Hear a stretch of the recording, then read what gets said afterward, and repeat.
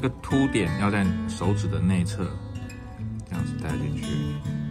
如果太松的话，可以透过这个按压，把它往内压，用力的往下压。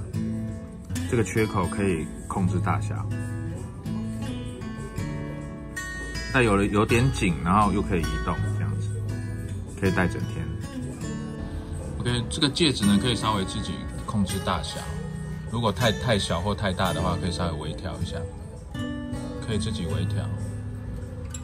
如果你的刚好是非常小的话，你可以稍微弯旁边，压到刚刚好，然后再移过来，这样就会刚好一个圈圈，可以自由调整。